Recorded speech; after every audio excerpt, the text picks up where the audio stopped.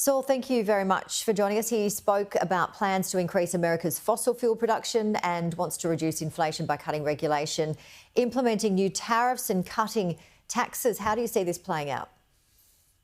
I think that President Trump has a mandate for the policies that he took to last November's election, and given that the Republicans have majorities, albeit thin ones, in the House of Representatives and the Senate, it's likely that he'll be able to implement most of what he promised that he would do.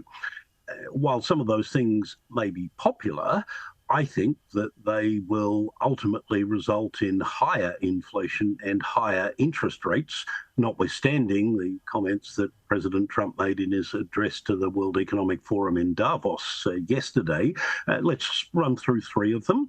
He's promised to impose a 60% tax, he calls it a tariff, on everything the US imports from China, and it imports a lot from China, and 10% tariffs on everything the US imports from every other country. Now, he's modified that to some extent. He's not proposing, at least initially, to increase tariffs on China by the full 60%, but rather by 10%.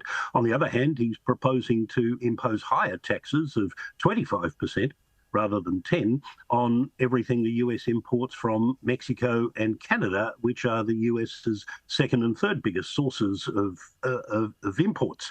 Now, again, they may be negotiating tactics, and it's possible that tariffs won't increase by as much as he's proposed, but certainly they will result in higher prices for a broad range of goods, and some credible estimates made before the election suggest that the impact of those would be greatest on lower income households. The average household, it's been calculated, would be about $2,600 a year worse off as a result of the higher prices that would flow from the taxes, the tariffs that Trump says he will impose on goods imported into the United States.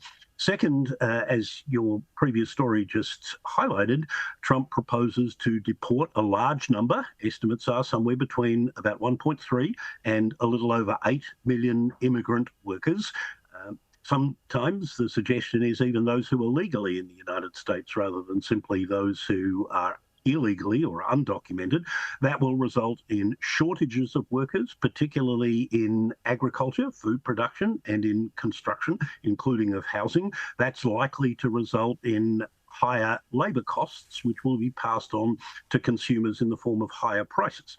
Third, Trump has proposed fiscal policies, in particular cuts in personal and corporate income taxes, or at least extending the cuts in personal and corporate income taxes that he legislated in his first term that are due to expire in the middle of this year. He's proposing to extend those without proposing how those tax cuts will be paid for. So at face value, Trump's policies will result in the budget deficit that's already running at an extraordinary 6.5% of GDP by perhaps another 2 percentage points. In an economy that's at full employment, which the US is, that will be inflationary as well. So at least three of President Trump's policies are going to add to inflation, and that would normally result in higher interest rates. Trump is now claiming that he understands interest rates better than the Federal Reserve and that he somehow will direct the Federal Reserve to cut interest rates. The Federal Reserve is not going to do that.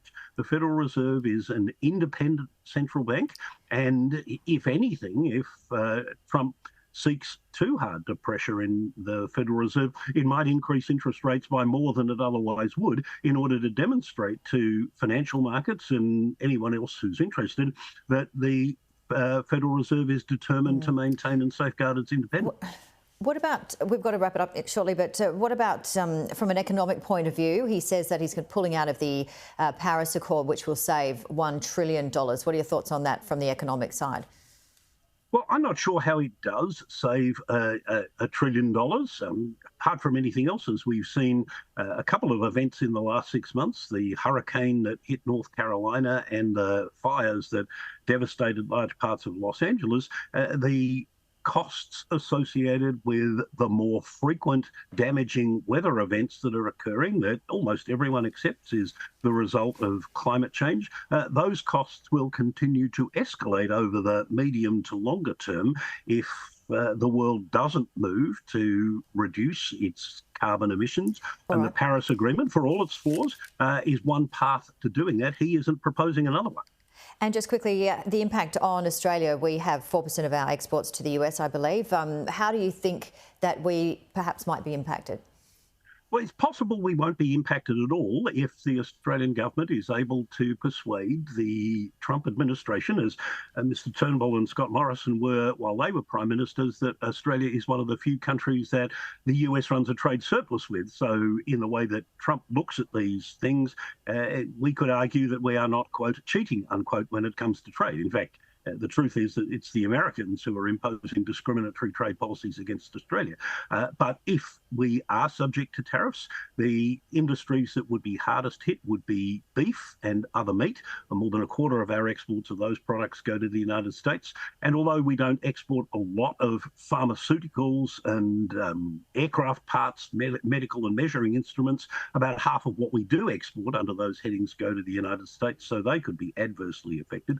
The biggest damage to Australia would be, of course, if our government was stupid enough, and it would be stupid, to retaliate against US tariffs on Australian exports to the US by imposing tariffs on Australian imports from the US. We import about 11% of what we bring into the country from the United States, and that includes a significant range of equipment used, for example, by farmers, tractors, combine harvesters and the like, quite a lot of other machinery, aircraft, pharmaceuticals. Again, we import a lot from the United States. If we were stupid enough to imitate the damage that America is proposing to do to its own consumers by doing the same thing to our own consumers, then the result would be higher prices and probably higher interest rates in Australia. And the burden of that would be disproportionately borne by people with illnesses that require ongoing medical treatment, farmers, manufacturers, and people who travel by plane.